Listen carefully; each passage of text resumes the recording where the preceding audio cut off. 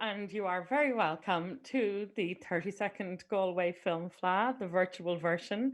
And this is the In Conversation with Screenwriters event, and we're presenting this in association with Screen Skills Ireland. We're very grateful to them for their support. So, my name's Mary Kate O'Flanagan, and I'm a screenwriter and a story consultant on scripts. And it's my honor and my delight now to be in conversation with Nicole Holofcener. So every cloud has a silver lining. We've invited Nicole to be our guest in person at the FLA like every year, I think, for the last 4 years. But her busy schedule has never allowed. But look, we have her as a virtual guest this year. So that's a great bonus, particularly for me, because I'm such a fan of her work. So thank you so much, Nicole, for joining us here today. My pleasure. I'm really happy to be able to do this without having to fly to Ireland, although I'd rather be in Ireland Well, we doing it will have you, live. like, please God, like the plan is that, like, if the schedules line up, we'll have you in person next year. So we're If pinning. I do a good job today, right? I'm on trial here. If you do a really bad job, then we'll have to get you to get the good job. So don't worry. That's right. Right. So Nicole, I was saying to you, like, I mean, I wanted you to have you as a guest because I'm a great fan of your work. But I was also saying, I think it's particularly valuable. These events are for professionals. And I think as an American filmmaker, you're really interesting to European filmmakers because your work is very personal. And I mean, I've heard you compared to Jake to Mike Lee, but I have a sister Rachel, who also works in this business, and she says she is the cinematic Jane Austen. And I Wow. completely agree with that because we were both enthusing about your work and saying how you take the personal and make it epic. But that's the kind of film that we make much more in Ireland and in Europe Yeah. than but talk to me just about, like, what is it like forging a career in a market that wants high concept and high octane movies? How have you found that? Um, well, I never felt like I could make one of those movies and do it well and have a good time. I mean, I feel like I could make one of them, but that's not what I'm in it for. And luckily I came up in the 90s, and I think it was really a perfect time for female independent filmmakers to make smaller movies. And I've been able to continue that um, somehow, I guess, because my movies haven't lost money and some of them have actually made money. So I'm able to keep doing what I'm doing. And I do get offered sometimes much bigger movies, but I don't want to do those as tempting as the money is, or the huge audience. So I don't know. Luck has shined on me. Okay, so like another way of saying it is you've just plowed your own furrow regardless of the temptations or what the market has Yeah, offered or told you that you should be or could be. Like yeah.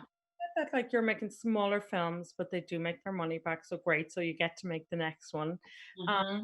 you do work with massive stars, so people like Frances McDormand, Jennifer Aniston, Catherine Keener, like, Yeah. how, like, I feel like maybe it's just me, but maybe I shouldn't speak for my whole country, but like I have a cultural inferiority complex that makes me think, well, I only have a very small film, so, like, a great actor who's obviously being offered loads and loads of stuff wouldn't consider it, but you don't. You forge these relationships regardless of the fact that that's not going to be the best offer that Jennifer Aniston is going to get this year in terms of money or indeed audience. So Right. how do you appeal to someone like that? Um, well, on my first film, I couldn't get huge stars. I got up and coming stars, and that was really important. They wouldn't let me hire just anybody, and but I was happy with my cast. And then I think that a lot of movie stars want smaller, more interesting roles, and want to challenge themselves. And so, luckily, I've kind of become someone they want to work with. And so I've been told, by a lot of actors, I want to work with you, or I'll have meetings with actors that I'm surprised. I mean, it's not, I hope I don't sound, like false humility, but I'm always shocked, like, you know my work? Like, I'm an equal fan to Fran McDormand, you know what I mean? It's just it's thrilling. So, um, a lot of them pass, and, they know, and the ones who are in, they're not gonna get any money, but we'll have a good time, and I think the more movies I make, the more people will see them and more actors wanna be in them. Um Well, and then you have a film like Can You Ever Forgive Me that goes to the Oscars, right? Like, just because Right, been true to yourself and the kind of thing that's interesting to you. right, right. Like, that must be gratifying to say the It least. was very gratifying. I adapted it from a memoir. Mhm. So it didn't come from up here. I mean, I made up a lot of stuff, but it was thrilling, and frightening. Yeah. I mean, I personally think sometimes adaptation is harder than something that comes from up here because you are, you've got to be truthful to what somebody else was trying to express. But we're going to look at some clips from some of your movies. So we're going to start with Friends with Money, not your first movie, but the first one chronologically. We don't have that much time, so we're going to look at three today. So we're going to start with the first clip, which is the introductions of the main characters. It's literally the opening of the film. And I just want to talk afterwards to you about your process of both hooking the audience in, but also economically communicating these characters and the dynamics between them. So if we're ready, we have David here as tech support. David, will you play us the first clip from Friends with Money, please?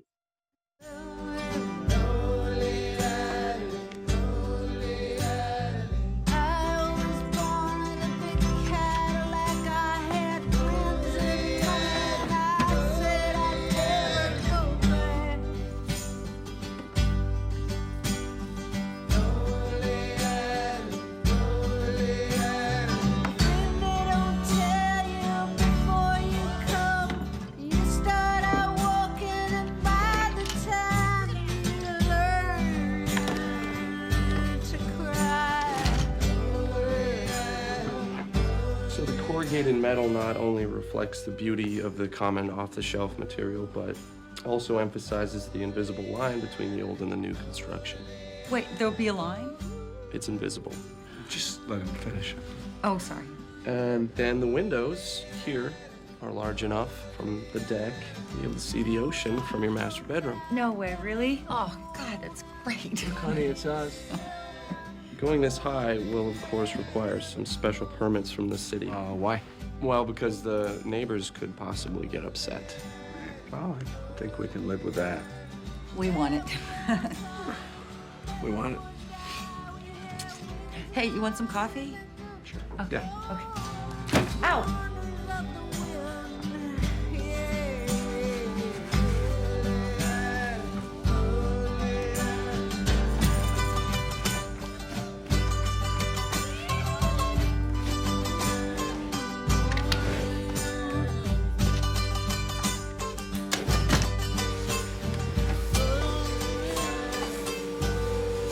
These shoes cost $95? I don't understand why she has to have these kind of shoes. I don't know where it is, sweetheart. Well, her feet are growing. Exactly. That's why we should be buying a regular $20 crap, because she's gonna outgrow them in 2 weeks. Well, no, it's just the opposite, actually. When their feet are growing, you want the best support possible. How do you know this shoe theory? It's just known. Come on, sweetie, let's go get your pajamas on. Good sleep. Good night. I know it's early, but good night.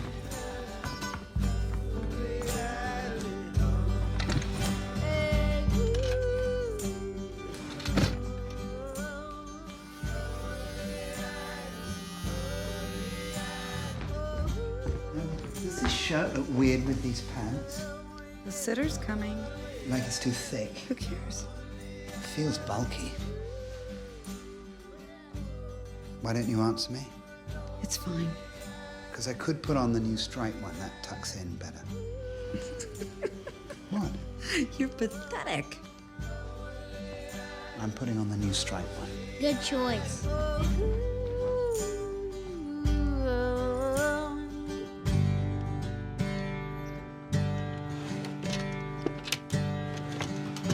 Yeah.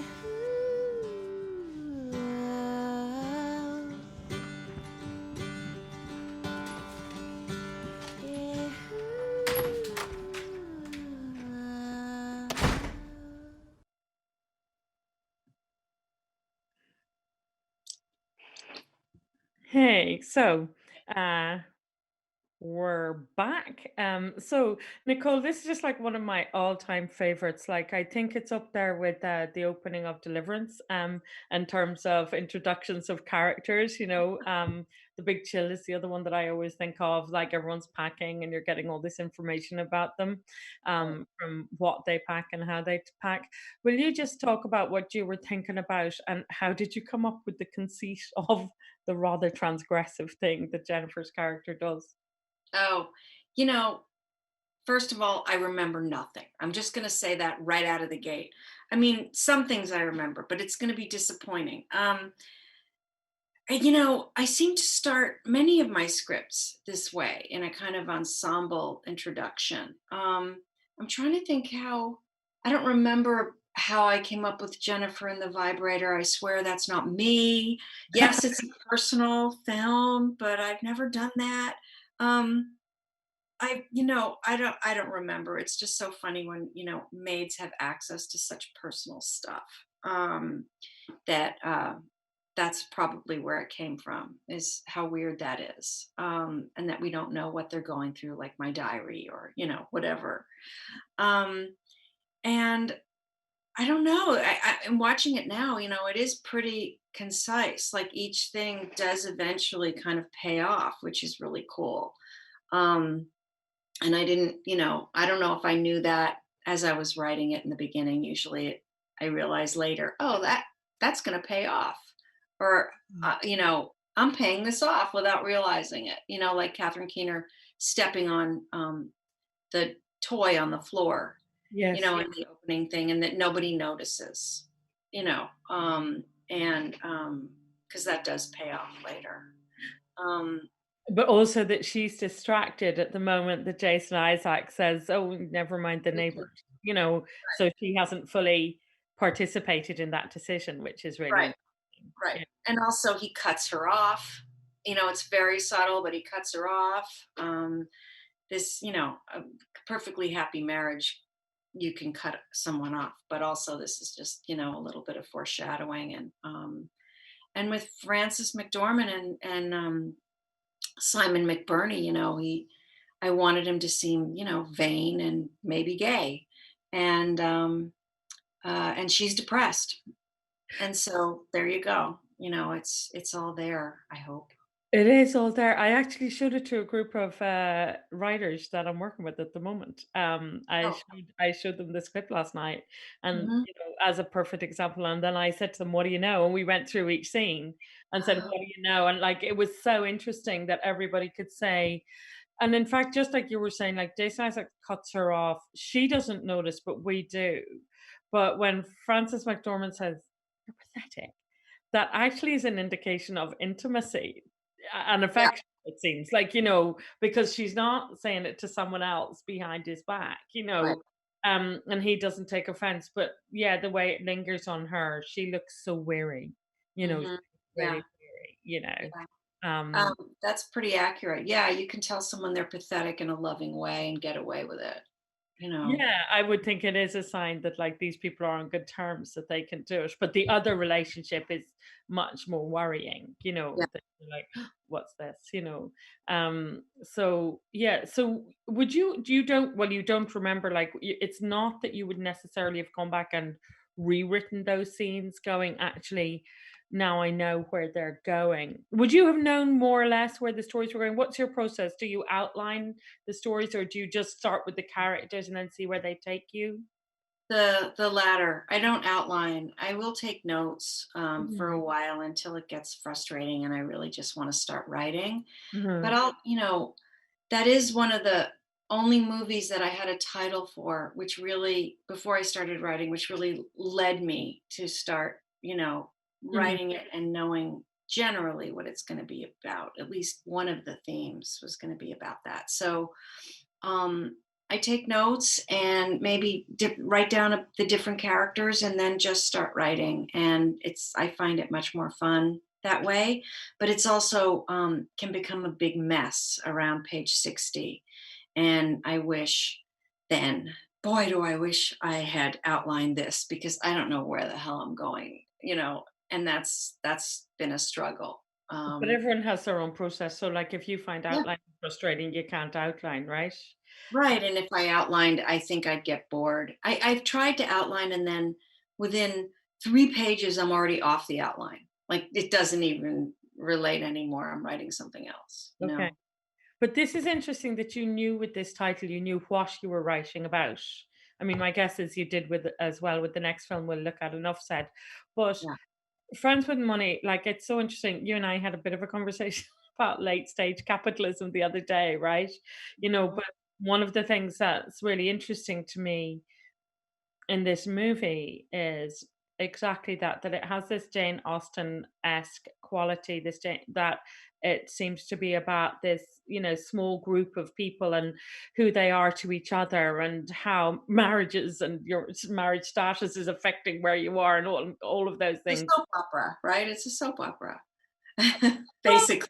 to me, it's much bigger than that because I suppose the thing that, it comes down to for me is that, like that great title, that a gulf can open up much more in America, I think, than in Europe between people who are financially successful and people who are not.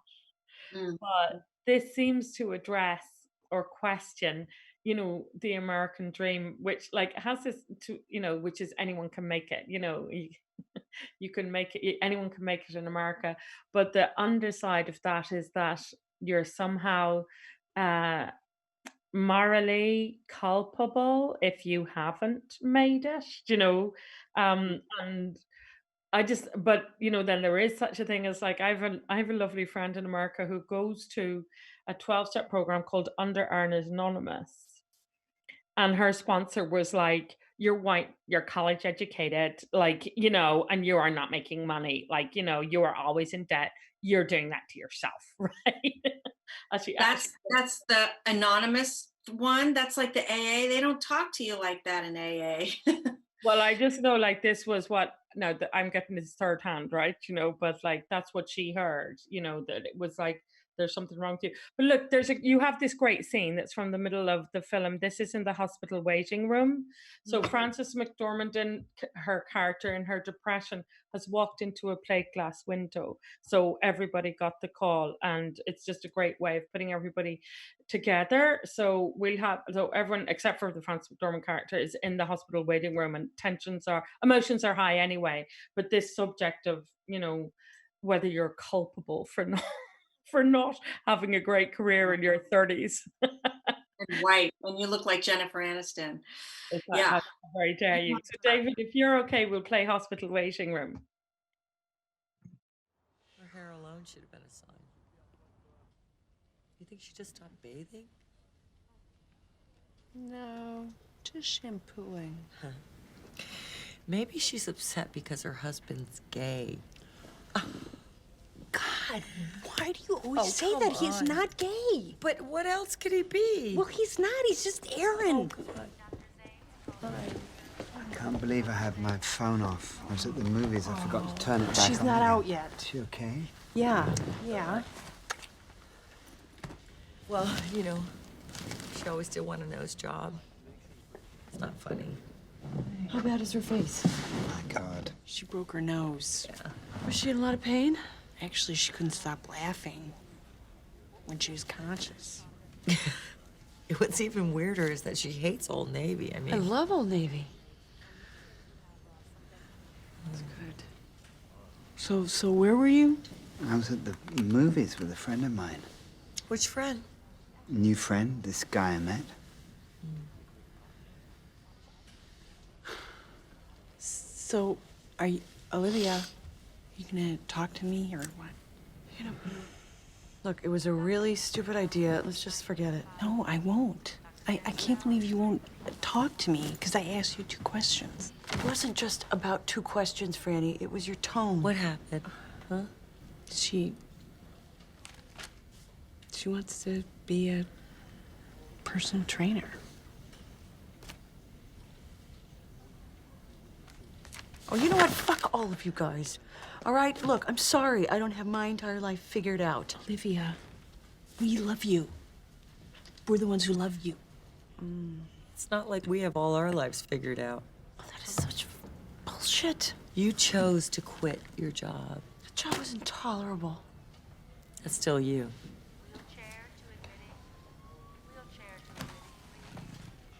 Well, I hope Jane will be okay for the benefit thing. Shit, what am I gonna wear? My God. I don't understand. I don't understand these fundraisers. I mean, they waste all this money on these parties. Why don't they just give the money to the scientists or to the sick people? But you know what? They don't. They throw a party so rich people like me can spend $10,000 on a table, and then they give it to the sick people. Okay? That's how it's done.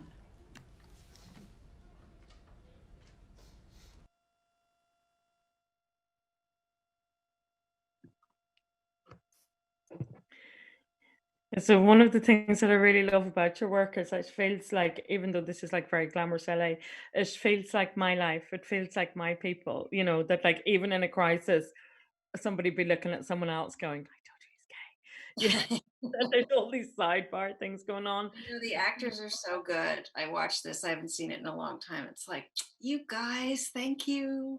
Thank you. So But good. this goes back to like why you get actors of that caliber, because they can tell they're really going to be able to get their teeth into that. I guess so, yeah. I mean, there's some funny, subtle stuff, and yeah, I guess it's hard for me to talk about that, but um, yeah, I guess they want to play good scenes. I think that's a pretty good scene. And one of the things that I notice is that you never come down on one side or another. Um, on a lot of subjects, so both people get to have their say there, and I don't think Yeah, I don't think you fully agree with either Jennifer Aniston or Joan Cusack. Like, neither of them is the villain, neither of them's right, neither of them's wrong. Does that make sense? right, right. Although I do get to express both my opinions because I do feel like, why the hell are you throwing a benefit? Just, forget it. Just give them the money. And yet that's what they do. And it's not, Joan Cusack's fault that they do it. And she feels, I think she feels even a little bit ashamed that that's how they do it. And that's why she's yelling at her. It's like, it's not my fault. This is just how it's done. And I've invited you. So shut up. Um, yeah, I love those characters. I love them all.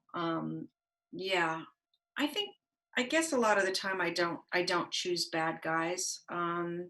Although I think Keener constantly saying he's gay is not the most polite thing in the world. Um, but I get it. No, but polite isn't necessarily, what for a quality you want it in a character, or B, a quality you want in a friend, Right. But but that's another issue that I feel like when I watch that film, I don't know by the end of it. Uh, like, is he or not? Like, or does Mhm. he know? Like, is he? But does he not know? I mean, Yeah. look, this Well, leads. Go on. Sorry. it's actually based on someone, and I'm free to say he does not know, or I don't know. I did send him all the clothes that Simon McBurney wears in the movie, and I think he was grateful. And yeah, I didn't really care whether he was or he wasn't. It was really about the fact that he's a really lovely person and a loving husband, and maybe he is just Aaron. That's just, you can't label everybody. Well, that's what I thought was so great. Like, that this mystery is kind of set up as we saw in the very, very beginning scene, that you're Yeah, going, oh, and then, some one of the couples, they even speculate about their love life, they know things about each other's love lives, that felt very familiar to me, absolutely shocking to, like, our parents' generation, but that like we're much more open about telling each other things like that. yeah, yeah. But it segues nicely into the next scene and it's the last scene that we have from Friends with Money. But I would just like really like to look at what I really love about this is the scenes of aftermath. So we're gonna see So what's happened is, like, so Simon McBurney's character's friend Erin has met this man that he's connected with, and they are both lonely. They would both like a friend. I'm just saying this for the audience, not for you, for our audience. So they've befriended each other, and the most natural thing to do is to, you know, bring their wives into that friendship. So this is awkward brunch, David, that we're going to play now. But what I really love about it is that we have the face that you put on when you're in company, and then the face that, like, you who you really are when you're alone with your partner that you trust, right? And that's Right, right. so let's play that clip. Thank you. It's just a little runny. So sorry. You should not apologize. He should be apologizing. You should order them over medium, honey. No. Then they come back dry. Always, especially here. Oh, well, we've never been here, actually. Who picked it? I did. I really like it. I really like it. So do So, I. Gretchen, what do you do? Such- Oh, we run the yeah. company together. Aaron's the artist, and I'm pretty much the bookkeeper. No. I always give socks as presents. Really? I have for years. So do we, but you can only give your wares away for so long, and then you actually have to buy something. Didn't I ask for coffee about an hour ago? Excuse me, could I have some more coffee? Fell off the face of the fucking earth. So, what do you have to do? You know, they only have one job to do, and I can't even do that right. Jane, What? please. What? Will you not have one of your fits? I mean, we're having a really lovely time. Okay?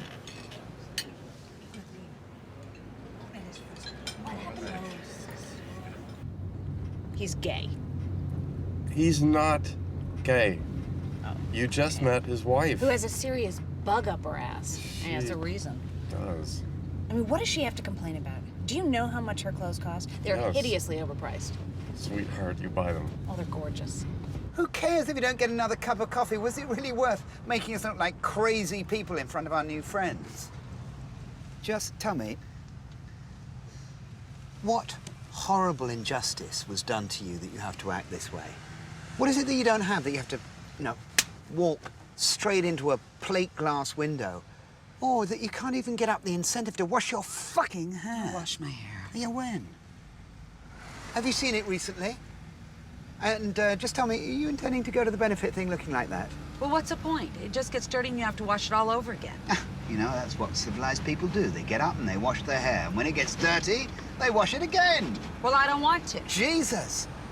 I mean, is this your idea of rebelling against the way I'm things not are? rebelling against Well, what are you anybody. doing? I'm just tired. Of what? I just guess I feel like there's no more wondering what it's gonna be like. Like, what's going to be like? My fabulous life.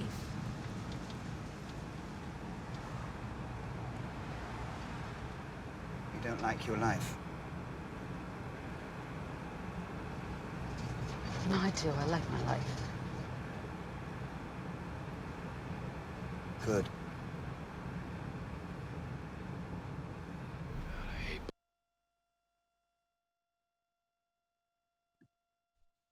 Yeah, it's really hard for me to just watch a clip from these films because I always want to just keep going, keep going.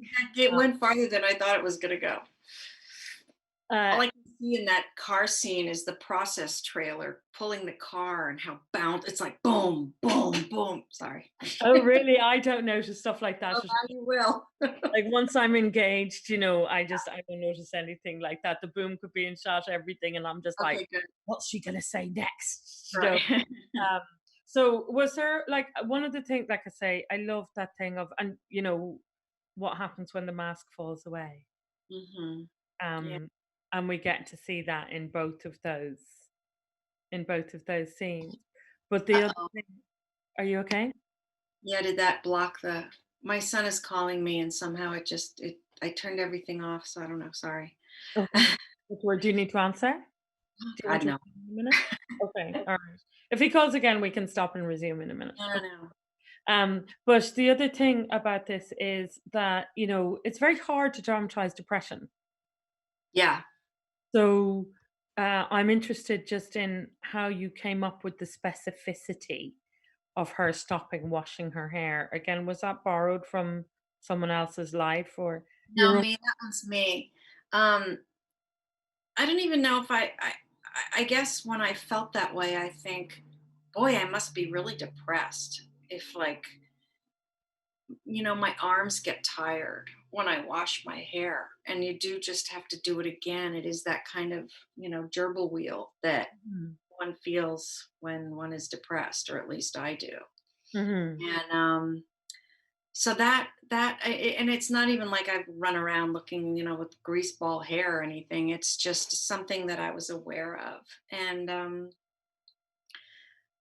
yeah, um, midlife exhaustion and depression, and yeah, and I've certainly had those things. I do suffer from depression sometimes, and anxiety, and so I Mhm. get to put all my crap onto characters and make it more entertaining than it is in real life. The other thing that I love about this and about Friends with Money is that, like, clearly Jennifer Aniston character is still struggling to find her place in the world, and she's struggling to earn her living, which is humiliating, And there's the really, really, really great scene when her date helps her Yeah, and wants yeah. half the money. I mean, I still have resentment against that character whenever I think about him. He's sort of he's sort of an amalgamation of all the shitty boyfriends I had who, took advantage of me or treated me badly when I let them. Like, this never actually happened to me, Mhm. with my money, but I thought this is a crappy thing to do. This is sort of putting them all together. But you're almost more cross. If people haven't watched the movie recently, they can go back and watch it. You're Yeah, almost more cross with her. I am almost more cross with her right. for Absolutely. acceding to his completely unreasonable request. Yeah. I know. And in retrospect, watching the movie, I sometimes feel like, no, she should have not done that or had more of a conflict about it. But she's such a victim. Oh, I just find it's like it's so audacious what he asks her Yeah. that she's just so taken aback. And I still think of times when the resentments I still, can wake up in the middle of the night thinking about. It's very often because I was so taken aback with what somebody asked of me Yeah. that I went, oh, okay.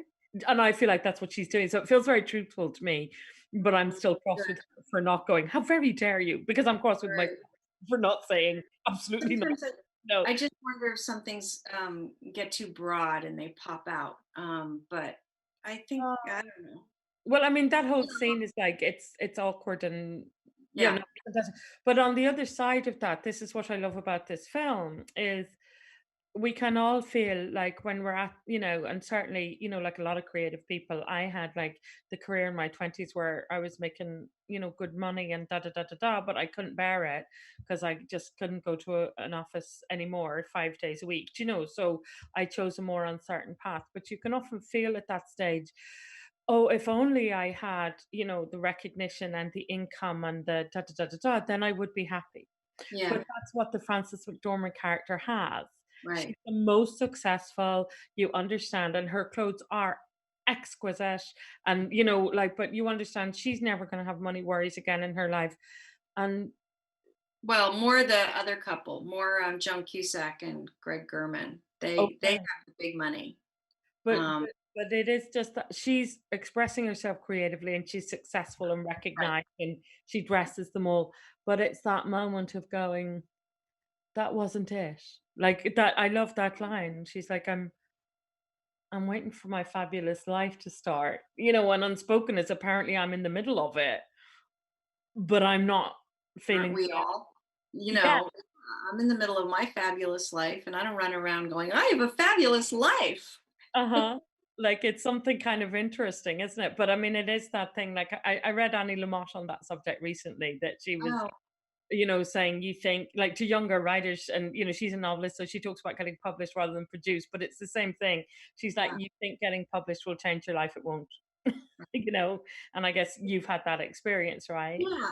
I mean, but it makes for really exciting and gratifying moments in my life, thrilling, wonderful things to know, to feel like I am doing exactly what I want to be doing. And I don't always do it right. And I'm very hard on myself. But um, yeah, that is, I have to say that it ain't nothing.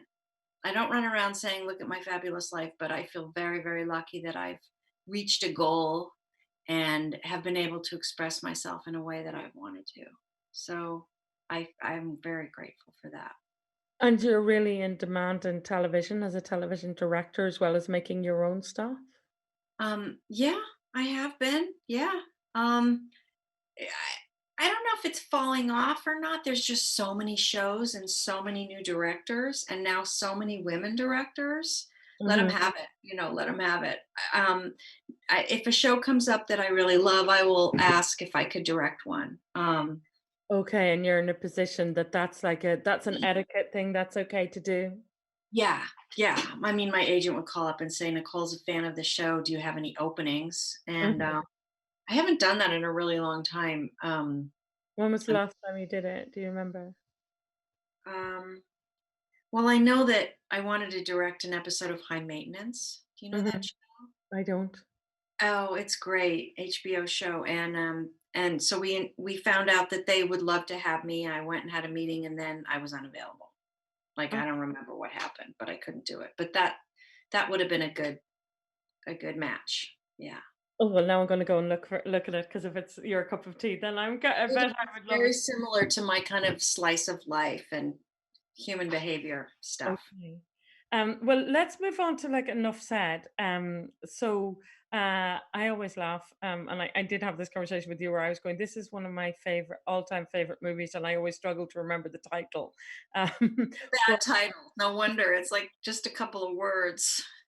yeah, and but I did tell you, and let me just say, because I've said the thing about the title, my response to this was I saw this, and just because Ireland's small, it doesn't sustain a lot of art house cinemas. So, the kind of film like yours that gets an art house cinema release gets a short one, like maybe 2 weeks. And I saw this, and I knew that not a lot of people had. So as soon as it became available, I think it was on DVD. Um, I hired a screening room and I asked everyone that I love because I went, "You have to see this film." This was Did my you really? film. I I'll did. put that. I 100% did. I was like, everyone that I love has to see this film with me. Ideally, we'll all hold hands at the same time And you because all what at the same time? no, I said if we could, I would have held everybody in the room's hand at the same time Oh as well. wow, that's But everybody loved it. And actually, one of the moments, and it's one of the clips we're going to see. Well, actually, let's just watch the first clip from Enough Said. I'm just reminding myself if I need to cue it up somehow. Oh, yeah. So, well, I mean, you can tell the audience, like, what is Enough Said about? We're gonna go watch First Date. So, whatever you think the audience listening to us needs to know. the before we first date in his house. no, the second date is in his house. The first date is them going to dinner. And he says, "Oh, I promise you I booked a Oh, table." They're queuing. right. Okay.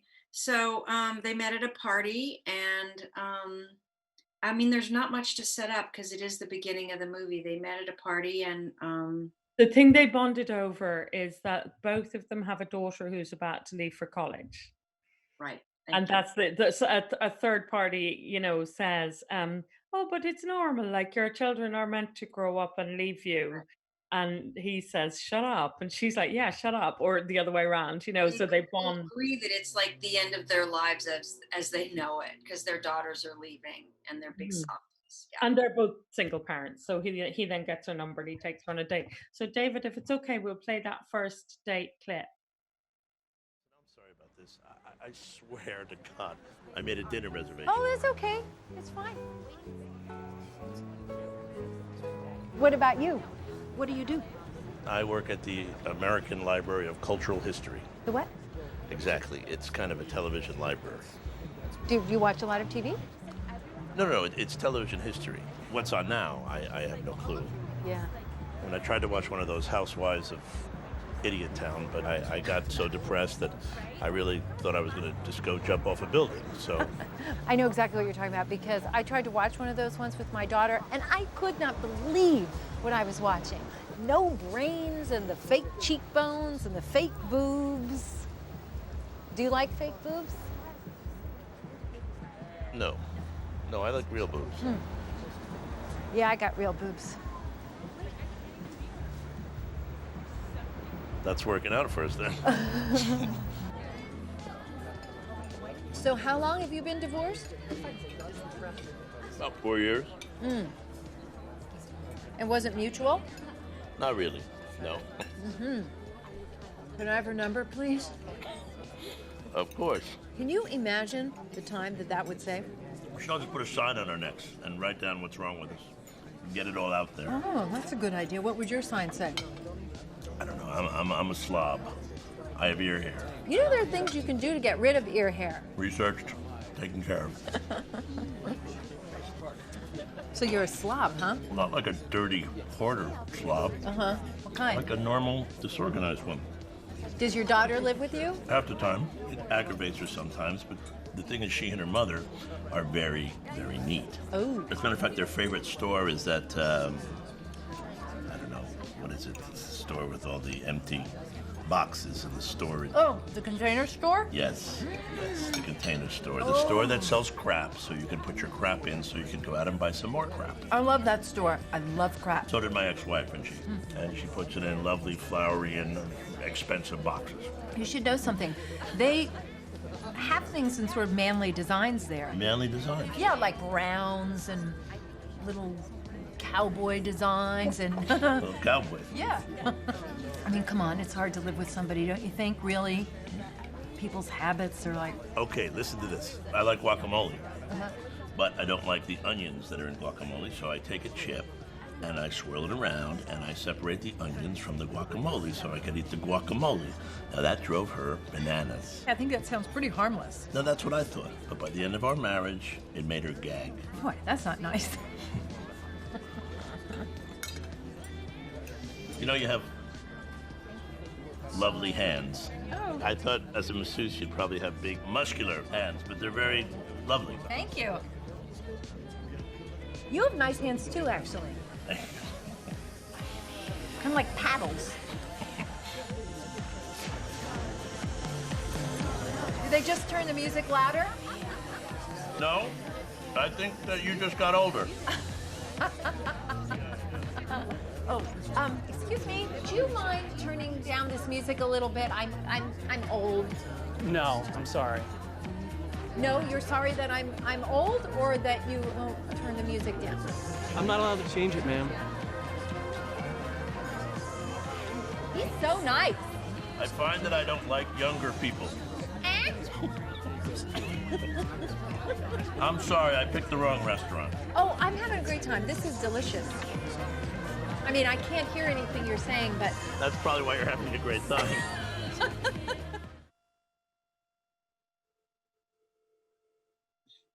Okay, so again, I apologize. The clips are long because I find it really, really hard to cut them off. I wanted to watch the next bit and right to when they part and everything. Hey, it's interesting to me. It's fun to watch from after a long time. That was a good Yeah. date, right? They had a good date. It's such a good date. And I mean, again, like, you know, these amazing actors that you have, but like from the moment where she's like, do you like fake boobs? And he says, I like real boobs. And she says, I have real boobs. And then she's like, When we shot that scene, I think it was we were joking about the real boobs, and Jim was like, I like any kind of boobs. I like fake boobs. I like real boobs. I'm like, well, you don't like fake boobs in this scene. Pretend you're someone else. So this was like the last film that he made before he He made passed. one other movie after this called Yeah. The Drop. Where Okay. Which was not my cup of tea. So like I wasn't sure like when they got released when he would have filmed them, but you know, the one of the scenes that we'll watch in a minute, when I was watching it, I got such tears in my eyes because he'd passed by the time it was released. And I got tears in my eyes for the character, and he's just doing such an amazing job. But I also thought, I'm so glad this was your swan song. I'm so glad you got to play this part so brilliantly. It was just a lovely thing. And again, it goes back to how you, and I hope that would be inspiring for Irish filmmakers, you know, like if you write a good enough stuff, you can get the person that everybody wants, right? You know, because they go, yeah, I want to do this. Yeah, I mean, I couldn't believe he was a fan of my films, you know, beforehand, and that, you know, I think he was very scared of taking on this part, but Oh, really? yeah, I think he wanted to because he wanted to stretch himself or, you know, do something different, Mhm. and play a leading man. But you know, he did it beautifully. He did it really beautifully, and there is. I'm always interested. I'm just curious about stuff like this. They're both vulnerable, which is really what the film is about. In fact, it's kind of been foreshadowed in that scene, and I don't want to spoil it for people who may not have seen it yet. But I guess it's gonna. No, we won't go into all of it because the clips that I've chosen won't, give all of the game away. Um, but It's in very foreshadowed. Everything in there is foreshadowing stuff. It's weird. But you don't realize that till you watch it the second Right. time. It feels very subtle because it feels like a natural thing that people would say, Right. like, "Why did your marriage end?" Or like, and then because you use a lot of humor there, it's like, "Oh, we should just wear signs saying slaw beer hair," like it's great fun, all of that. And Yeah. all of the stuff about the containers and the guacamole and all of that stuff, like when you watch it again, and it would have come out like that the first time you wrote it.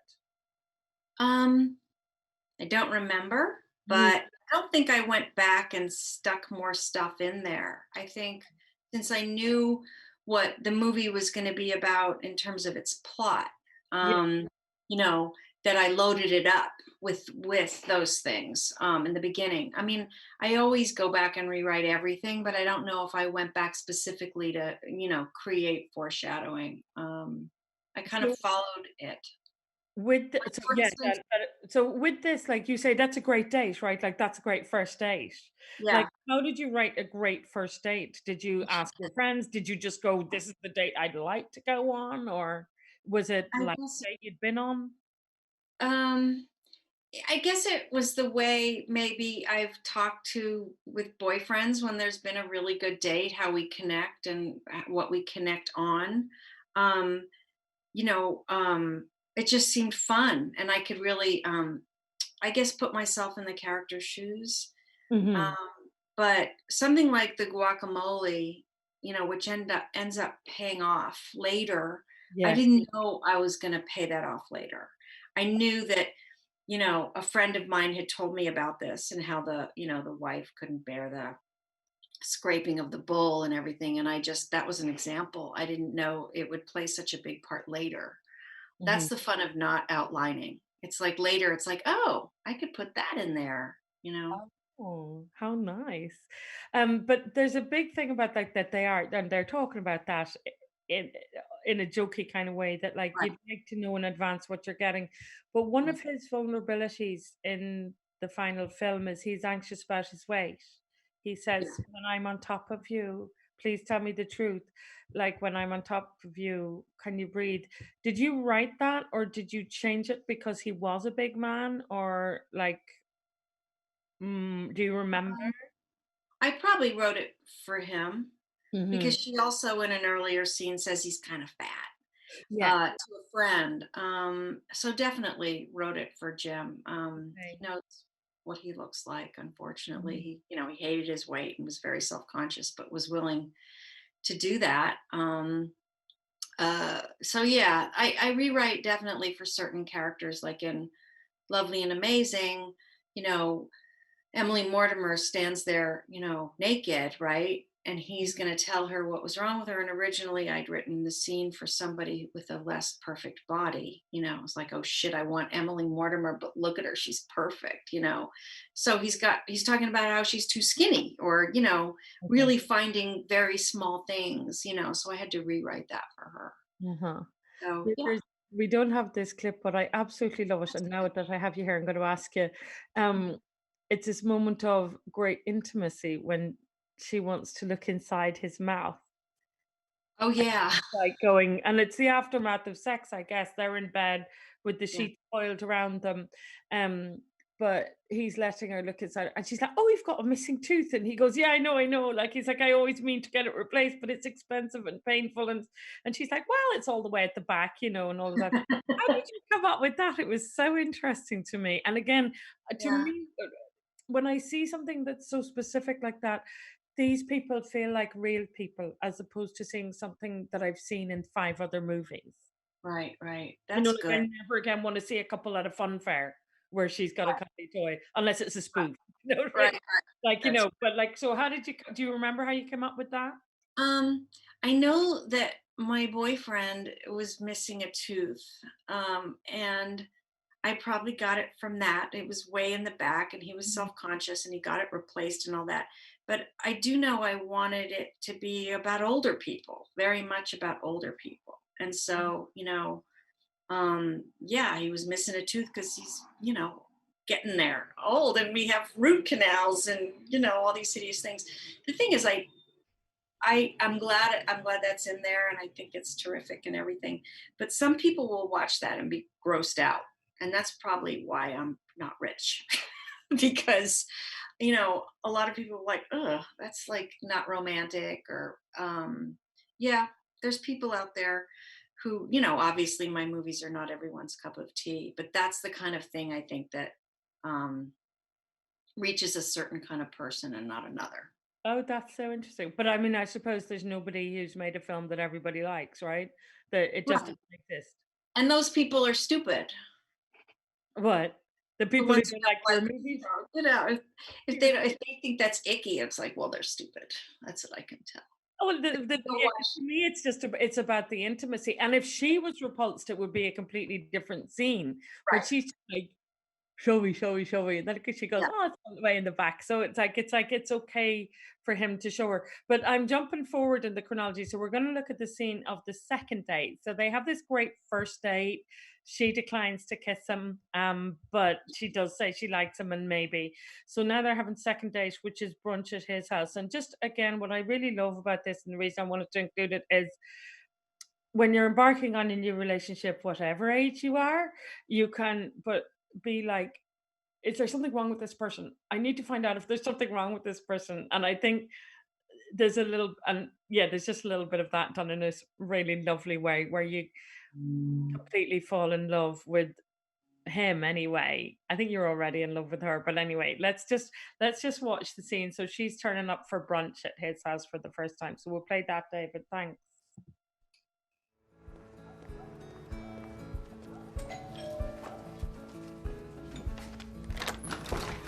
Hi.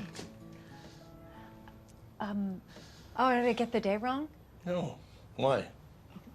Because you're wearing your pajamas? It's just brunch. It's Oh, Sunday. I like yeah. to be comfortable. Oh, good. Okay. Oh, come on in. Yeah, I got us that. I'll make us some mimosas. Okay. This is nice. Thank you. Do you carry a purse? No, that's my daughter Tessa's. It was outrageously expensive, but it was her 18th birthday, so. Oh my God, bagels. I love bread. I really love it. So, what is she like? Your daughter? She's very sophisticated, Uh-huh. as you can tell by the pocketbook. Pocketbook. She's smart, lovely, and funny, and she's moving to New York. Oh. Very far away. Yeah, it is far. She's going to Parsons School of Design. Oh. I'm very proud of her. Yeah, I bet. I would be. But part of me thinks that I shouldn't have let her go. She's 18 and this is a great opportunity for her, but if something happens to her while she's over there in New York, I will never forgive myself. Oh, come on. I know what you mean, though, this whole going away to college thing. We just send them off, and we're not going to know where they are all the time. Aside from the fact that I don't know what my life is going to be like when she's gone. And Ellen doesn't even want her dad and me to take her there. She wants us to take her to the airport, here, but not even fly with her. That would kill me just to put her on a plane. Heartbreaking, that's the word for it. We're going to have to develop hobbies, I think. Yeah, I guess so. I mean, I suppose I already have one because I knit. So I'll just spend the rest of my life knitting. That's my plan. You know, that's funny because actually I weave. Like baskets? Yeah, I do it in the garage. Really? No. What would make you think that I would weave? I thought you were, I didn't want to insult you. No. I'm kind of glad you don't weave, I have to say. Me too. You know, I've been picturing what it's going to be like for her not to be here. I mean, even though she was only here half the time, it's going to be very different. Look, I can see your penis. What? My God. I think your pajama thing is just a little bit open. I'm sorry. Shit. I'm very sorry. What did you think? I think you are very healthy. Thank you. Go change your pants, okay? I'll be right back. Okay.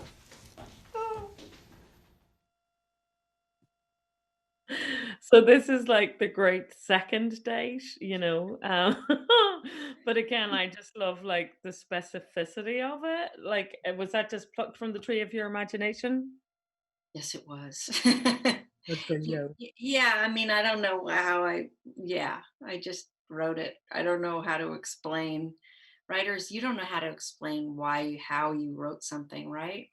No, but I think the thing that's important is his save, right? So like what I love is like her kind of like, did I get the day wrong? Like, why is he not dressed? And she's sort of looking at his apartment like, I'm not sure if I do like it, or his home. I'm not sure if I do like it. And there's again, I notice when I rewatch these films how everything is knitted so tightly. Like, we're building towards the event of her putting her daughter on a plane, which is like one of my favorite, scenes in the movies. But let me ask you actually about this. Like, you came up with this subplot that this is the thing that they have in common, that both their daughters are leaving for college. You Yeah, cast an Irish actor as his daughter. I did. Yes. Yeah, she did a pretty good American accent. I Yeah, mean, no matter, how can you not cast her? She was just perfect for the part. she's great, Love. and we see her in a minute, like when we look at the next clip. Yeah, Okay, good. but Yeah. that theme then becomes really important in the film. Her relationship with her daughter gets a lot of airtime. Mhm. Did you know that was going to happen, or was it just that you felt like if it's about two people that don't have anything else going on, like let's say it was a year later and both their daughters had left for college, did you think there would be not enough material if it was Huh. about the relationship? Or Yeah, that's a funny thought. I guess it would be about something else. But this was so specifically about that point in their lives. Mhm. Um, and my kids hadn't even left for college yet. But I guess I thought about it a lot. I was dreading it, really dreading it. I have twins and they were going to go at once. And I do knit, but that wasn't going to carry me through. Wasn't going to do it. Mhm. Funny now with coronavirus, of course, they're living with me and, nothing changes. Um, so, yeah, I don't know. I just wanted it to be about that period of time. Yeah, well, I mean, it gives this enormous depth to the film that it wouldn't otherwise have. And like I say, like, the airport scene, like with her ex-husband, and he says, "We made a fine person," and she's just entirely undone. Yeah. And it's great because there's a richness to that whole, she's looking at her ex-husband and she says to him, "Do you remember why we got married?" And there's a time when she's the wedding album open and she's like, "I'm trying to remember, like, what was it I saw in him and all that." But it's just, there's a because I think you're a very thoughtful writer, there's a richness to these characters that have relatively little screen time. Hmm.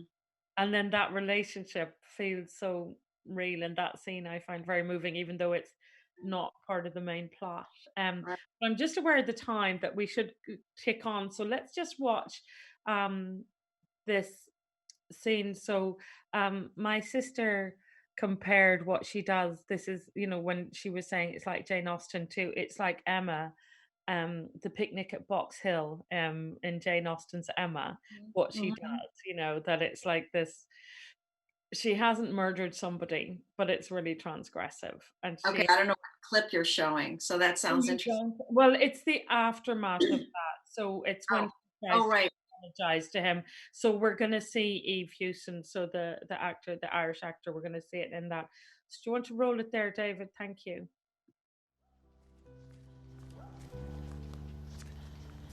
Uh, is your dad here? He went to the market. Oh.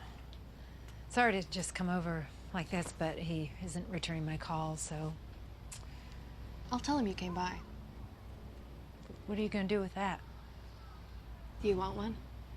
Oh, sure.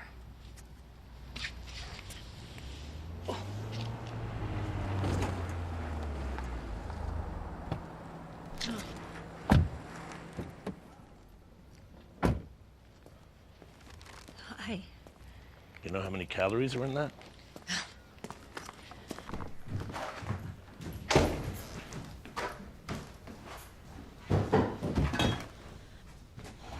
Look, I just want to talk. It really was a coincidence, okay? And I wanted it to stop. But she needed massages, and we sort of became, oh, thank you. We sort of became friends, and I didn't know what to do. She needed massages? Yeah. You knew what to do. You just didn't do it. Well, I was very torn.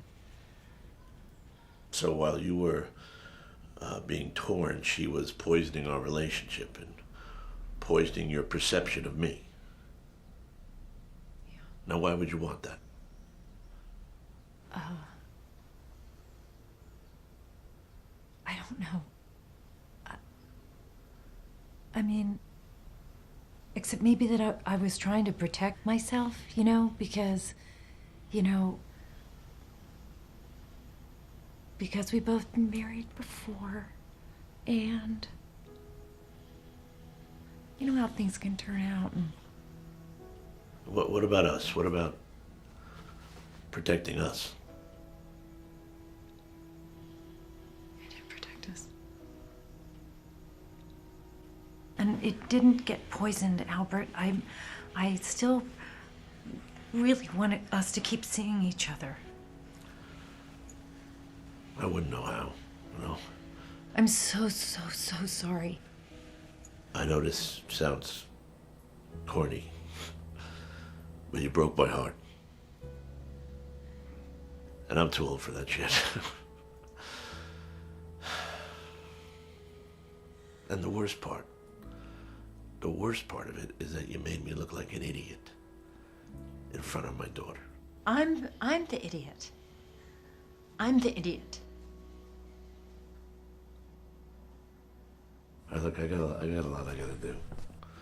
Tests and everything, school. When is she leaving? Next week, school starts early for her. Yeah, same for Ellen.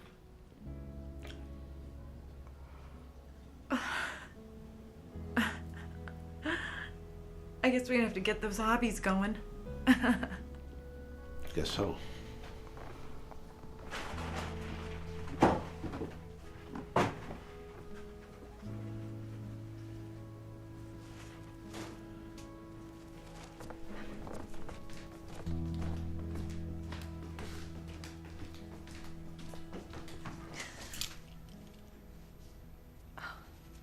Bye.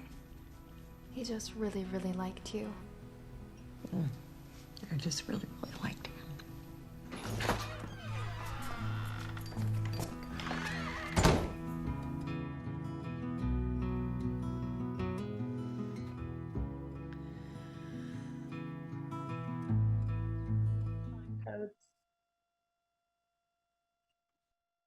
Thank you.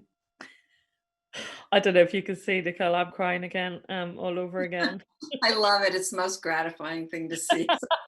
To be weeping at my I work. always say to people, like, if somebody says to me, like, they heard one of my stories and they cried, I always say, well, my work here is done then. Exactly. Yes. But again, just like, would you talk to me about that scene? Because like we're always warned in film school, etc., don't be on the nose, don't have characters say what they really mean, or what they really think. But in that scene they do. They really do. I think they earned it. I think by the time we get there, we know them and hopefully love them. Mhm. And I think it was really good that neither character really let themselves cry, that they both held it back, because then it would be like corny and soapy, I think. Mhm. Um, but that they're trying to hide their feelings in a way or contain themselves, especially him, makes it work better. But that's a directing thing, not a writing thing. But writing wise, yeah, I just feel like at some point you just got to say it, tell it like it is. She's so contrite and humiliated, and so is he. That's the thing. And I think, like, well, also he demands honesty from her when he says she needed massages. He calls her out, and that's why the Emma reference, I think is so perfect. When I Mr. don't remember that scene in Emma. I'm sorry. It's Oh, been a okay. Well, while. yeah, no, it may not be a great reference. But Mr. Knightley says to Emma, "Badly done, Emma. Badly done indeed." And Mhm. she's just like that. She's entirely contrite, and she knows she did wrong, and she's been called out by the person whose good opinion she cares about the Right. most. Is saying to her, "You did wrong," in a moment of giddiness. I mean, it's a different motivation in Emma, but it's the same kind of thing that if you really care about those characters, it lands on you in a really profound way. Well, and she needs to be, she needs to be punished a bit. She needs And to be called out for her bad behavior. and the truth is as well that, well, to me, and I literally found this life changing, you know, um, because she says, "I was trying to protect myself," Yeah. and he says, "But what about us?" And she goes, "I didn't protect us." And like that's what was life changing for me because I was starting a relationship kind of in the middle age myself, and it was like, oh, that's the shift you have to make if you want this to last. Right, right. You don't protect yourself, you protect the relationship. And like that's just like the profound, and like I mean, obviously there's two of us in it and there's lots of other things, but like that was a profound shift in perspective for me, but I also found like that thing of like, yeah, at the beginning when she's kind of going to Tony Collette says, "Oh, you might as well go on a date. You've nothing to lose." And she goes, "No, but he does," which is a reference to his weight, right? But by the end, she's just like, here is this imperfect package, but in that scene, like, here's this person, and I'm going to lose him because I didn't value him enough. Like, it's such a beautiful, beautiful love story. I love it so much, and that's the scene where I was like, I'm so glad he got to play this part and all of that. And I notice only now watching it. Oh, I meant to say to you about the writing though, like when you're saying the thing of them not crying. Actually, like I always say, when that I was taught there's only two hard rules in screenwriting, but I always say, the third is, if the characters feel sorry for themselves, the audience won't. So Mhm. I'm like, don't let the characters cry, don't let the characters cry, don't let the characters, like until one moment, maybe one, but like self-pity is really on screen, like I think it's really corrosive. So it's interesting that you would say that's kind of a directing thing, but I would go, well, be careful, writers, as well. But what I noticed actually, and I never noticed it before, is that he says, "What's worse is you made me look foolish in front of my daughter." But then she starts to make reparation in at least that one way when Mhm. Ted says, "He just really, really liked you." And she Mhm. says, "I just really, really liked him." And she's taking full responsibility for that. She has actually restored that bit of dignity to him. Mhm. The thing that he Mhm. said was the worst. So I hadn't even noticed, like, but that's a great out of that scene, like, Well, yeah. also, she had nothing really good to say about her, the daughter, and now I think she feels like she was so cold and judgmental throughout, and here's this girl, she's just this young girl, wants her dad to be happy. Well, that's So, right, yeah, because like that, that's a really interesting part because when she first meets her, she's a bit taken aback, when she tells her own mother, she's yeah. kind of awful, I think are the words she says. She says she's a terrible snob, but yeah, in that moment, everyone is themselves, everyone's vulnerable. Right. The mask, again, the masks have come off entirely, so yes, if you haven't, I'm just saying this for the audience, if you haven't seen Enough Said, go and watch Enough Said. So the last film that we'll talk about, and we should just move on, we've got two clips from Can You Ever Forgive Me? So while David's lining it up, do you want to just talk a little bit about how you got attached to the material? Did you find it and bring it to someone, or did someone find No, you? producer Ann Carey had optioned the memoir of Lee Israel's and had hired Jeff Whitty, a screenwriter, playwright mostly, but a screenwriter to write the first draft. And he kind of felt stuck and couldn't continue, like didn't know how to improve it anymore. And so she sent it to me, and I rewrote it, and you know, it's very much still very close to the memoir, but I made up a bunch of stuff as well. Sometimes I don't remember what I made up and what was in the book. I'd have to go read it. Um, but so that's how it happened. And so I wrote the screenplay, and then oh god, yeah, and then Mariel Heller, middle age, older than middle age brain, directed it beautifully, I think.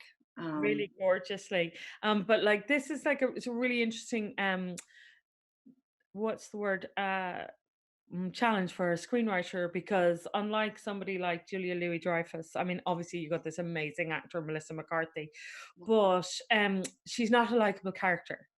Right. She's really an abrasive character, but you still just completely fall in love with her. So let's just watch this first clip, David. So this is right near the beginning of the film. You're going to see. I'm just saying this for the audience. Like the opening credits are still bleeding over it, right? But we do know that Lee is in a bad way. That she's broke. She has tried to sell some first editions and got into a fight with the guy she was trying to sell them to. So we've seen that she's not so charming either. But let's just have a look at this clip. She's going to a party at her agent's house. Oh, darling, my darling, I can't live without you. I'm lonely, so lonely when you're out of sight.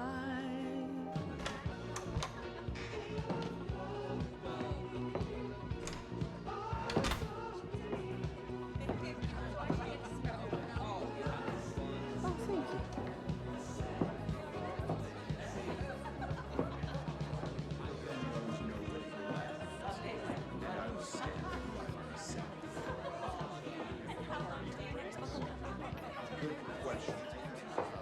Well, this is a surprise. You invited me, did you not? You didn't reply. Coat check. At my party, we just threw coats on the bed. Good to see you too, Lee. You haven't called me back, and I have new ideas. Is this why you came? Yeah. Well, I'm glad you're here. Try to have a good time.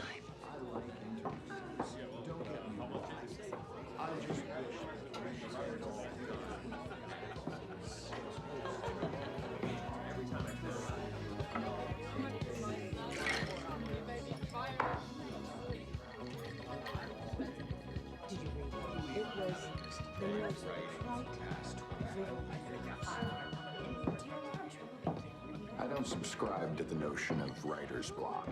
You never experience it? A writer's block is a term invented by the writing community to justify their laziness. My success is nothing more than that I have the determination and stamina to sit and get the work done. It's simple. Jackass. I mean, I find his distaste for linear plot structure downright macabre.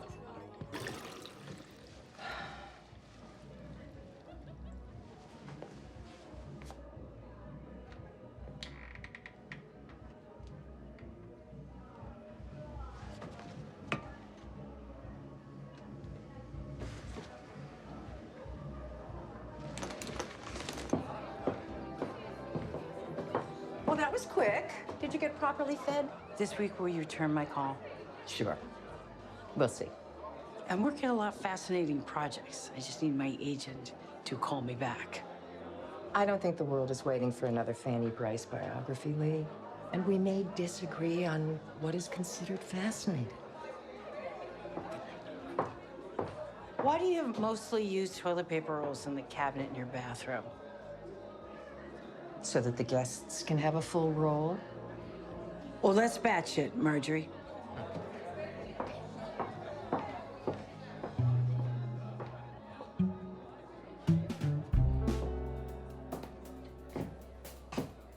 I lost my ticket, but that's my coat over there, in the end.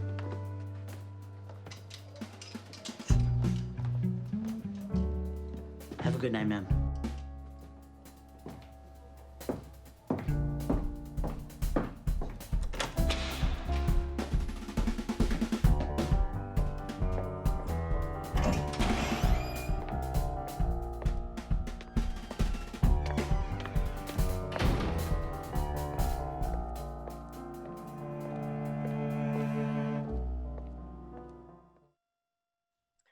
Okay, so like yeah, there you see like it's right near the beginning of the movie, but there's no effort made to make Lee sweet.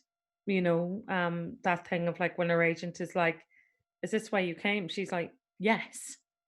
And this comes up again and again during the film that she just doesn't have it in her to be conciliatory or charming, so that's the challenge, isn't it? And I mean, I always, think like difficult people deserve to have their stories told too, perhaps even more so, you know.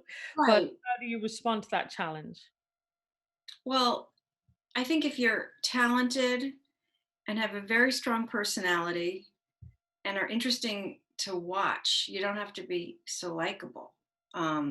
If she was unlikable and a real bore, I think, why do it? Um, but she's a tragic figure, and Lee herself, and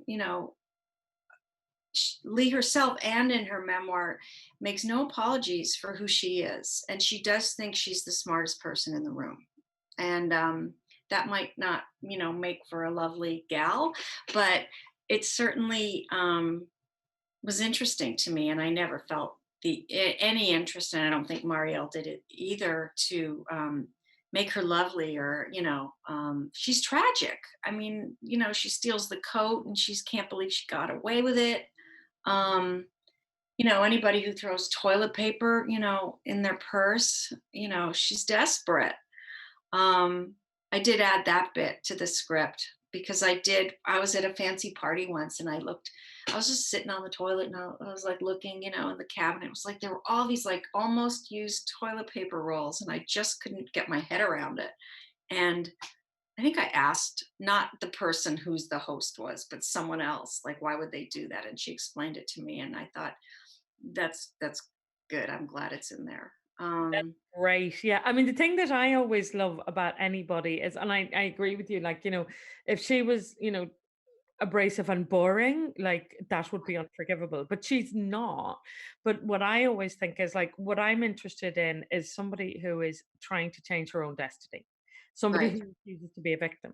So she's gone to the party because she wants her agent to return her calls. And that's And like she believes in herself, she really believes in what she's writing, and that's admirable, it's right? great, and that's why I think I'm, like, actually rubbing my hands, licking my chops when she's stolen the coat, whereas, if it was a real person and I was like, "I think she took someone else's coat," I'd be horrified, but when it's in the context of a film and I'm watching somebody who like, she doesn't get what she wants out of that interaction, but she gets something. And I'm like, "Oh, it's the refusal to be a victim," do you know? And that's why I Mhm. just love the work that she did with, like, the fact that is that you don't remember if it's in the memoir that she stole a coat from that party, or was that you? I don't remember, and I don't know whether I wrote it in or it was in the memoir or Marielle wrote it in.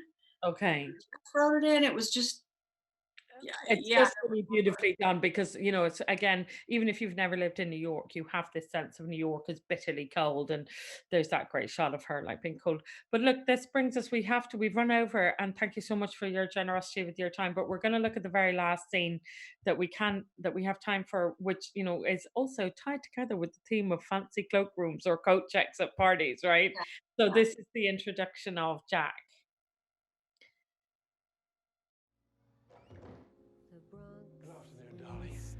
Hey, Jack, handsome. Can I have a beer? Pretty please. I don't know. Can you?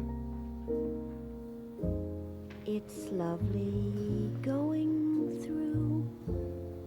Lee Israel. It's Jack Hawk. Last time I saw you, thank you, we were both pleasantly pissed at some horrible book party. Am I right? It's slowly flooding back to me. You're friends with, Julia something. Steinberg? Yeah. She's not an agent anymore. She died. She did? Jesus, that's young. Maybe she didn't die. Maybe she just moved back to the suburbs. I was confused, those two. No, that's right. She got married and had twins. Better to have died. Indeed.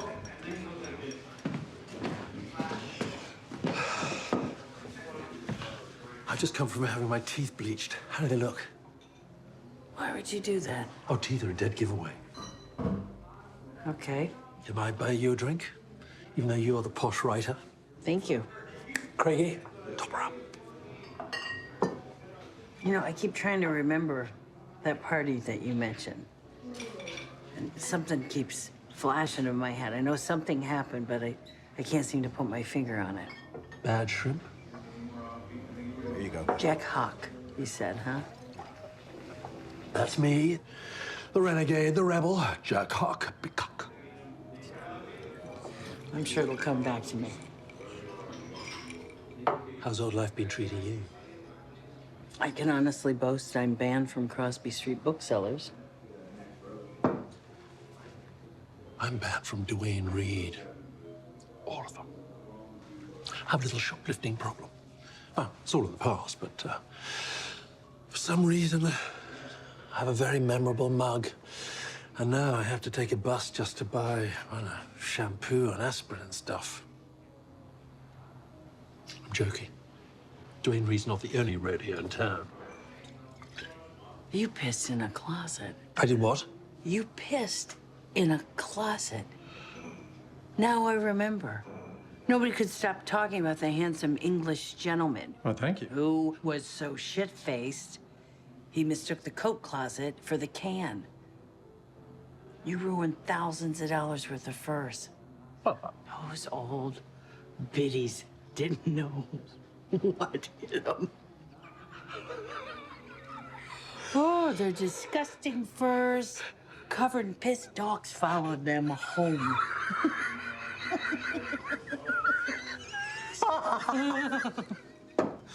I'm glad somebody found it amusing. Some folks stopped talking to me after that night. Well, fuck them. Cheers. Did you work Jack Hawk? Oh, isn't that? Mostly that. I have some very nice cocaine if you're interested. No, I'm not. Oh, Jesus, not like I have it all the time. Boy's got to do what a boy's got to do. Anyways, who are you to judge? It's 4 in the afternoon and you're drunk. I'm hardly drunk. It's not anyways, it's anyway. Anyways, let's keep drinking. The day is young. Yeah, so again, it's just like an absolutely delightful scene. Like it's really hard to stop it. But I haven't read the memoir. But again, like I'm always looking at like underneath plot. Where's the heart of the film? So just like, underneath the love story and enough said, there's this, whole theme of like loneliness and the second part of your life. And, are you braver or are you better or are you bitter by the time you've got like, 40 something years under your belt. But in this, it seemed to me, and it seemed so beautiful that it's about this platonic love really between the two of them. So was that a choice that you made, that you brought to it? I guess so. I know that a lot of it was gleaned from the memoir, but I don't think they were as close as I made them in the story. She really needed to have someone to talk to work off of, to pal around with. So I think his part got bigger. Um, yeah, they're it's interesting to see it now and see how the relationship plays out, that you can sort of see it's all set up. Him wanting her approval, him being kind of sketchier than yet wanting to make her as bad as him, and then they become partners in crime. It's interesting.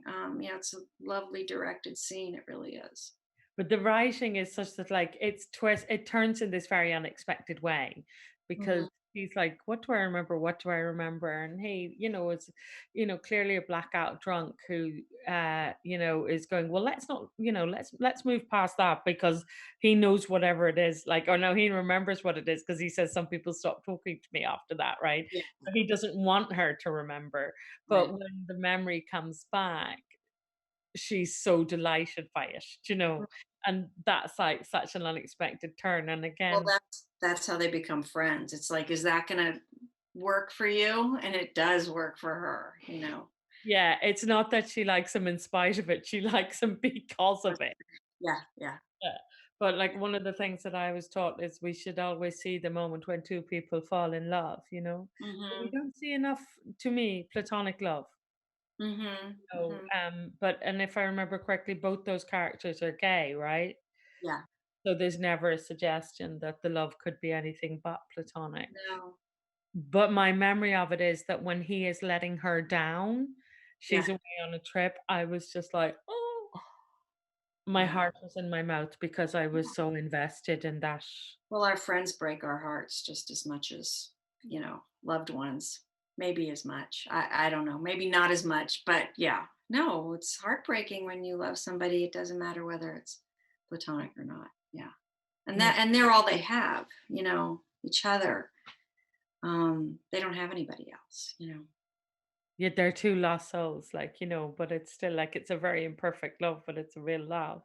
Yeah. Um, but yeah, like so I just think it's like a masterclass of a scene of introduction of a secondary character that, as you Mhm. say, everything's foreshadowed, the sketchiness, you know, his personality comes across. I mean, again, the casting is just perfect, but I don't think anybody could have mucked it up when it's so well written. You know, I mean, you know, Richard D. Grant is bringing so much more to it because he's bringing himself, you know, but Great actors, man.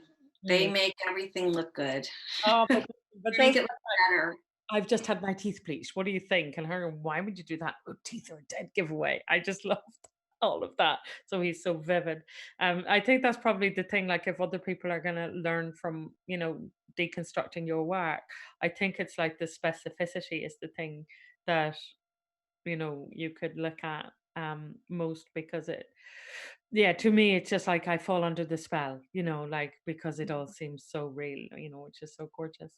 Can you Um, just come and stay next to me when I'm writing something new? I and think go, it's look crap. how great you are. Yeah, and I want to give up, and I'm on page 60, and I'm like, what the fuck am I gonna do?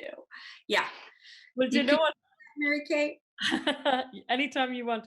But come here, the trick that a professor told me was write your the best review you could possibly get before you start writing your script.